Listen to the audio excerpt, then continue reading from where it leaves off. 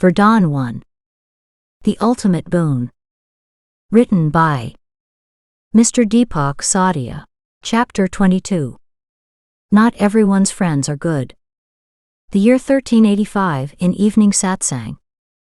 6 years ago, I had once again given the age-old knowledge of Gurukul to everyone here. Everyone had heard it, but only one understood it. Shishas, I have studied astrology.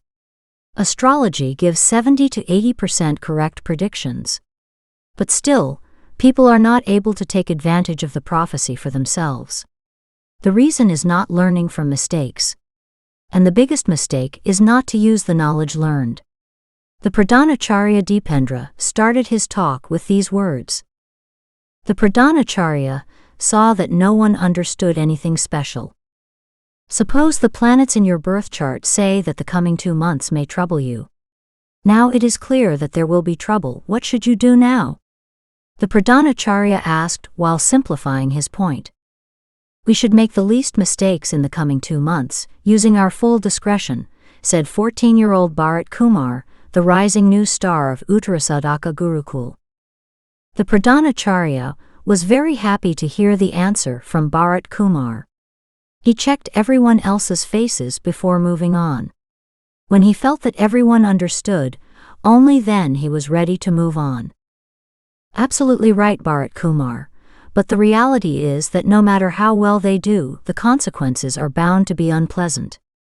They put the blame for all their mistakes on the heads of the planets. Shishas, this is simply called foolishness. On discovering the shortcomings, trying to rectify them is the sign of a sensible person. The Pradhanacharya continued. Now everyone started to understand what Pradhanacharya was trying to say. Seeing that, the Pradhanacharya went ahead. Such wisdom was shown by our former student Batukeshwara. 6 years ago, he heard all his shortcomings like a prophecy. Only after that, he made the best use of his learned knowledge. Although there were many other intelligent people present in that meeting, understanding came only to Batukeshwara. The Pradhanacharya simply put his point. The Pradhanacharya Dipendra had not blamed anyone, yet Jagdish, Dev and Rasik bowed their heads after hearing that. That day Batuk stood proud. Some older boys were also feeling embarrassed who were part of that satsang 6 years back. Seth Batukeshwara was the center of attraction for the rest of the students. Their attention was on Gurudev's words as well as on Batuk. They were eager to hear the journey of a hero becoming a hero in front of them. Batuk had returned to the past. His mind was reliving past events. Thank God you are safe. It was not going to take you this long, was it? Seeing Batuk, his wife Swaragini asked with a sigh of relief. All is well, Swara, Batuk said, caressing Swarale's head. Swara was shocked to see that. She could not remember the last time she had seen her husband so calm. Batuk's expression of sympathy by caressing her head with his hand was telling itself her husband was mentally so calm. Today is a very beautiful day. I don't know, after many days I have seen a smile on your lips. It seems like all your troubles are over. Please say once that my stupid tongue unknowingly told the truth. Swara said impatiently with slight hesitation. Why once? I will say again and again that every word that came out of your mouth is true. Batuk said with a twinkle in his eyes. Batuk lovingly took Swarale's hand and took her inside the hut. It seems as if my sleep of years has been broken. This hut is looking like a palace to me. You can imagine how nice I must be feeling. Batuk spoke chirping. While Batuk expressed the happiness of his conscience, Swarale's happiness kept on disappearing. Swara felt that her husband had taken some intoxicant, because he was fed up with poverty. She went near him and started smelling him. No smell. What kind of intoxicant have you taken that doesn't smell? When Swara asked, changing her tone, Batuk laughed. The intoxication of truth, life partner. You tell me, can there be any intoxication bigger than that in the world? Batuk said, laughing with spread arms. At that moment Swara was scared. She understood that Batuk was not talking nonsense because of intoxication. There was a shadow of some ghost on it. Swara ran towards the stove and started searching for something. To avoid such evil spirits, I used to say that at least one god should be established in the house. But no, you have to obey all the words of the acharyas, who will explain to them that the ghosts are not in the Gurukul, but they wandered in the deserted places. What should I do now? I am not even getting the stupid chilies. The principles of Gurukul prevail in Gurukul only, worldliness prevails in the world. Oh, no one is ever benefited without worshipping God. What should I do now? I will ask the mistress, and see if God fills her conscience with a little mercy. Such words kept coming out of Swarale's mouth. When Swara, wandering restlessly like a ghost, started to go out, Batuk held her hand and hugged her to his chest. Swara did not understand what Batuk was doing, because he always advised her to stay away from himself.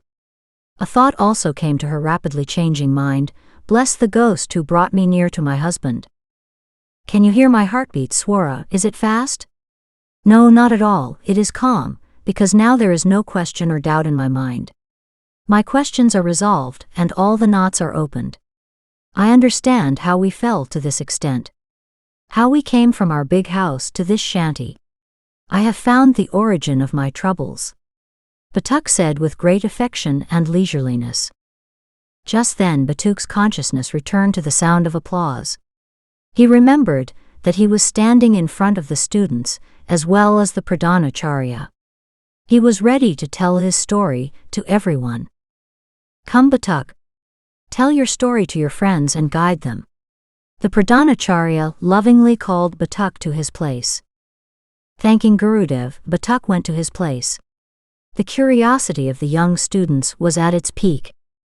What I did as Gurudev told is not a secret. All the respected and virtuous acharyas of the Gurukul have been telling this thing to all their shishas many times in some form or the other. I know that if I tell you this now, you will not be able to understand it even after understanding it. So as an example, I tell my story. I am sure you all will understand better in this way. Batuk started his narration with those words. Batuk returned to that hut of the past with the wings of memories while speaking. Batuk told Swara everything that happened in Gurukul. He didn't hide anything. With great decency, he also described his demerits. Then he also properly explained the Vardaan, Boon, of Mother Nature and its importance.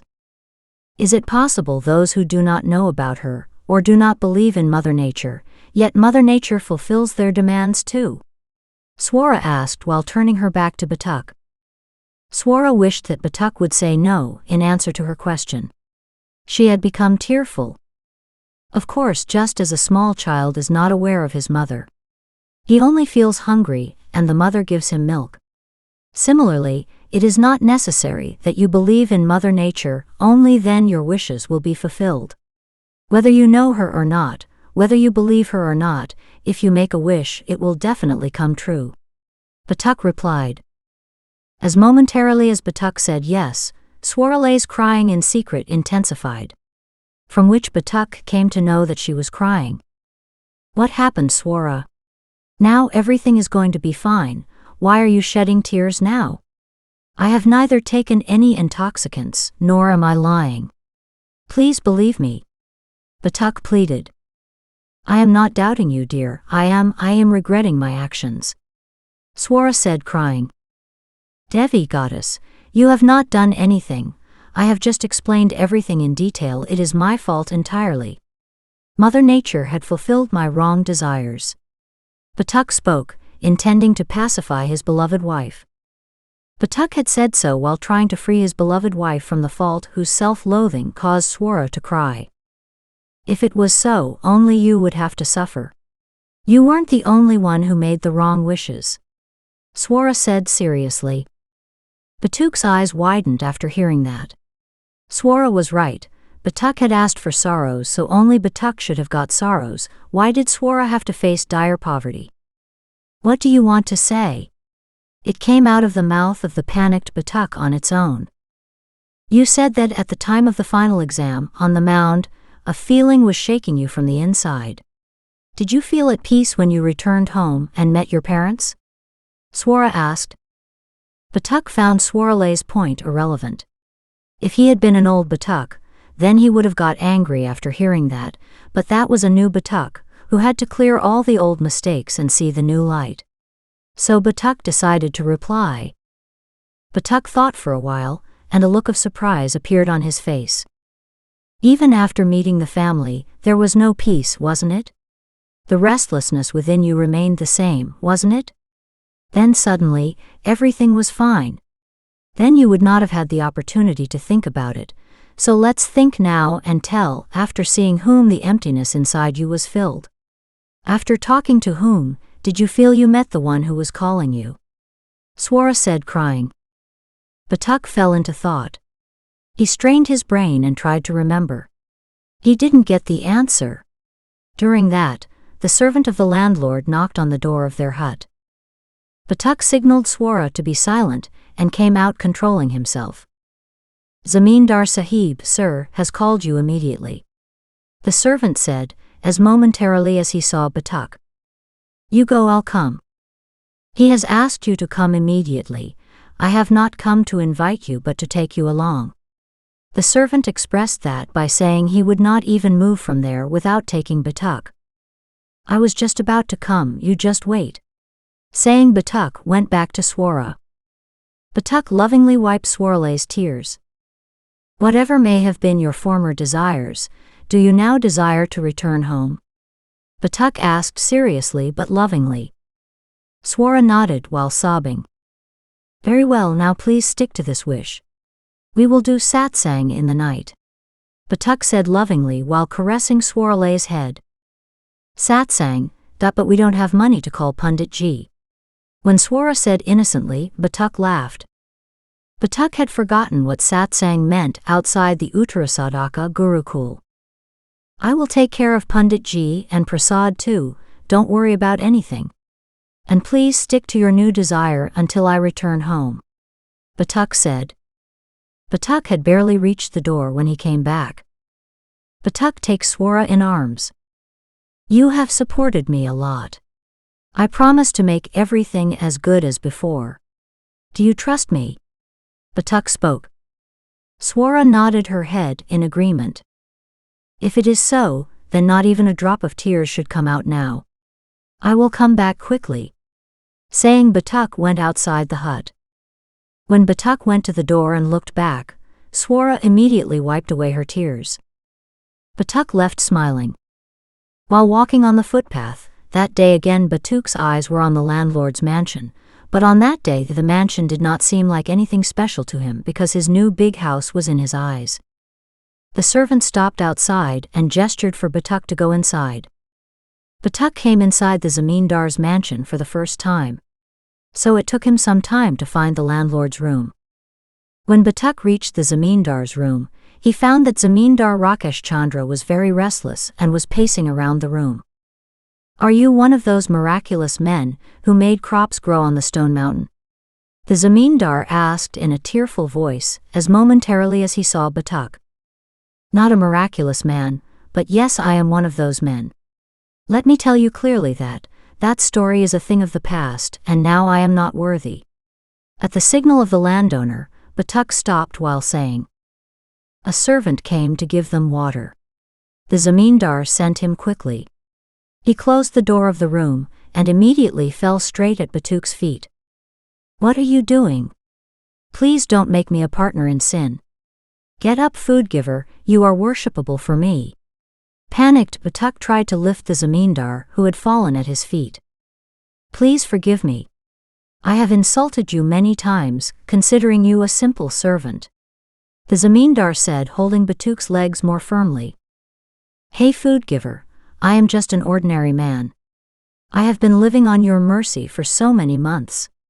Batuk spoke. After saying so, Batuk tried to lift the landlord with more force. I am ordinary, you are a miraculous man, and only a miracle can save me at this time. The Zamindar said, making compulsion a belief. Batuk laughed after listening to the Zamindar. Batuk's false victory was still with him. He was still a miraculous man for the people. While his truth was that the victory was not his, it was copied. Batuk was about to say something stupid when he realized that Mother Nature accepts everything without denial. He remembered that for the last 3 days, after leaving Gurukul and reaching home, he was asking Mother Nature for the golden opportunity of farming and fame again. The zamindar called him a miraculous man, which means he was considered an expert in agriculture. Maybe Mother Nature is going to give me a second chance? Batuk's eyes gleamed at the thought. Batuk thanked Mother Nature and lifted the zamindar with a calm mind. At that moment, he was successful in raising the zamindar. It was not a miracle, it was an illusion, which I also came to know 3 days ago. I am a simple man, but hardworking and honest. On the basis of these 2 qualities, if I can be of any use to you, I will be very happy. Trusting Mother Nature, Batuk spoke the truth without hesitation. Batuk's truth had nothing to do with his master. Batuk was a miracle man for him, even if Batuk himself denied the fact. Whatever you say, my conscience says that you are a miracle. No one else in the world can help me except you. Batuk's master told his truth firmly. Don't know why Batuk felt very happy after hearing so. After a long time, someone had expressed so much faith in him. Food giver, if you have faith in me, then tell me, of what use can I be to you? I will try my best not to disappoint you. Batuk said seriously. Can you say that you'll do your best to please me? I'm sorry, miraculous man. Please don't take my words the other way. The reality is that I have just become aware of the deeper meaning of words. If you say you will try not to disappoint me, it implies that your focus is on disappointing me. If you say that you will try to make me happy, it gives the impression that your focus is on making me happy. The sentences seem similar, but the difference is very deep. I am sorry that I am daring to give knowledge to a knowledgeable person like you, but what can I do? I have just understood the value of words. That's why from now on I cannot speak any negative words, and I can't even hear anything negative. Even though this change has come to me temporarily, this is the truth of the moment. Batuk's owner spoke very hesitantly. Batuk was stunned after listening to the owner's words. He remembered Kulbur Kaushalaya, an aged Acharya of Uttarasadaka Gurukul.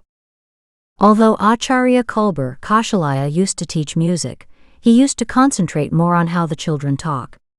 While coming and going, he used to interrupt everyone and tell them to say the right things. Acharya Kulbur Kaushalaya often used to say, the first person said that it is very hot, and the second person said that it is not cold. At first glance, these 2 sentences appear to be the same. But with a little more attention, we see that one person is unknowingly asking Mother Nature for heat, and the other person is unknowingly asking Mother Nature for cold. So always while speaking and thinking, choose your words considering what you are actually going to attract. Even after being interrupted hundreds of times by Acharya Kulbur Kaushalaya in Uttarasadaka Gurukul, what Batuk could not understand, today, Batuk understood the same thing immediately through a person who was lying at Batuk's feet in the hope of help. At that moment Batuk realized that understanding comes only when understanding has to come. Batuk immediately apologized to his master, and also apologized to Acharya Kulbur Kaushalaya. I will do my best to fulfill your wish, Batuk said his point in a new way. The zamindar felt some relief after Batuk said so. He pulled himself together and sat down on his seat, taking a deep breath. 2 days ago I went to meet my friend at his house. Let me tell you in advance that I had no idea of his cunning then.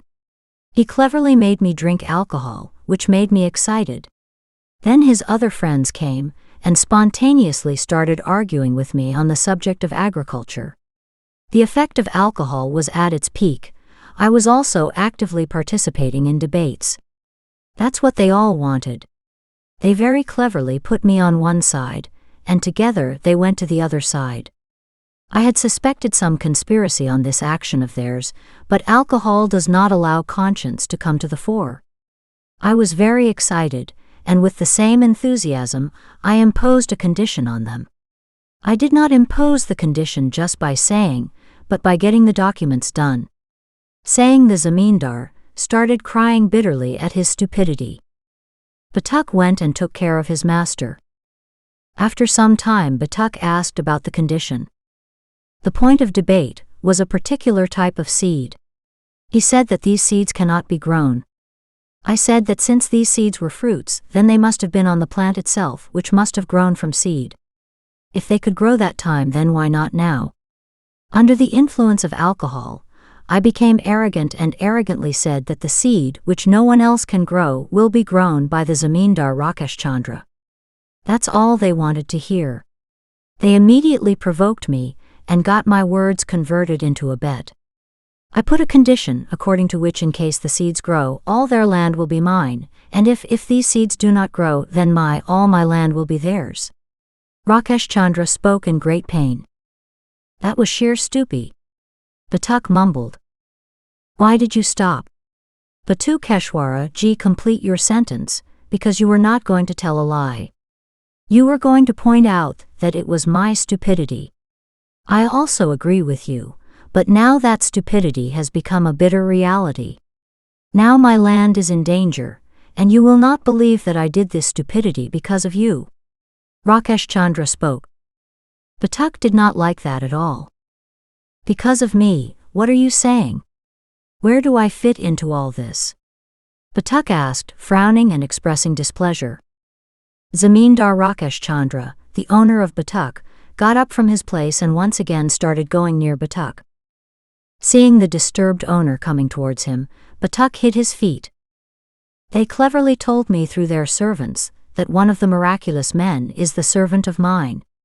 When they were trying to trap me into the bet, they indirectly once again reminded me about you. Thinking of you too, I did not think twice and placed the bet. Rakesh Chandra spoke.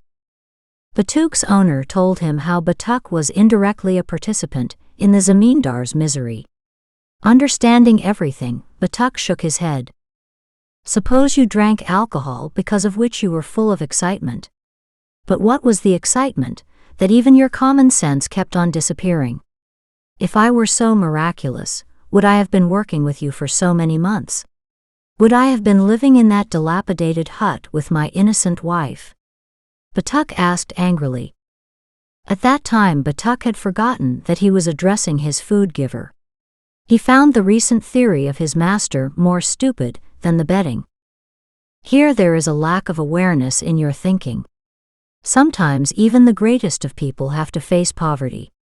His qualities do not diminish in the days of poverty. They remain as they are inside them. I thought something similar must have happened to you. I didn't consider you miraculous just because of the servant's saying. The way you talk by itself tells that you are knowledgeable. And perhaps you didn't notice that the farm with the pond where you worked hard has got double the crop this time. These things were enough for me to consider you a miraculous man.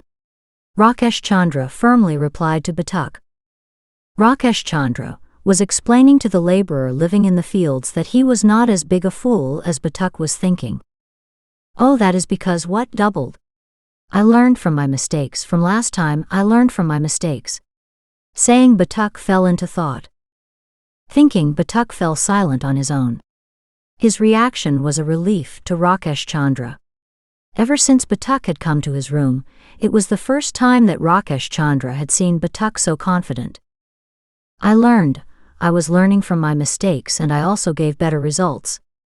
Unknowingly, I had already demanded from Mother Nature the quality of learning.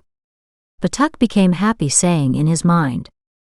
Batuk came out picking up the bundle of seeds kept in the corner. The landlord did not understand anything. Batuk came back after a while. The zamindar was standing like that only. What will I get if the seed sprouts? Batuk asked for the first time, talking about his benefit. It was obvious that Batuk had to restore the lost glory to his wife. Those 5 have 40 acres and I alone have 50. I am only attached to my property. On winning the bet, all 40 acres of them will be yours. I will now call the accountant and get the documents done. Rakesh Chandra immediately replied. The Zamindar of Batuk was so scared that he had no craving for extra profit. He just had to get out of the current predicament. No Zamindar ji, neither I want the documents nor all 40 acres. I have full faith in you. Of course you usually insult me as you insult all your servants, but you have never kept our rights. I don't trust the document but your intention. And as for the land, I want only 1 acre because you are the rightful owner of the prize of victory. The one who has the guts to bear the loss should also get the benefit. From now on neither be afraid nor regretful, because you have only made a mistake. The conspiracy is hatched by your fake friends. You regret the mistake, and will be punished for their conspiracy. From now on just think that Mother Nature has given us a chance to hoist the flag of truth. Negative people will go to hell while they are alive, and we will get an extra 40 acres. From now on you can rest assured, I know I can do it. And yes, if you are truly repentant, remember the faces of your wife as well as children, and abstain from alcohol forever. Batuk spoke his mind with full conviction. The Zamindar bowed down to Batuk's enthusiasm with moist eyes. Batuk, do you still consider me your master? Rakesh Chandra asked seriously. Yes, Batuk replied immediately. As you said, I am not like other Zamindars. Rakesh Chandra has never kept anyone's rights and will never keep them. The seeds will grow, I have faith. After that, we both will get 20 acres each. And there will be no more debate on this, you can go. Rakesh Chandra said firmly. Batuk was very happy to hear so. He was not going to turn down what Mother Nature was offering him. He happily accepted what the Zamindar was happily offering.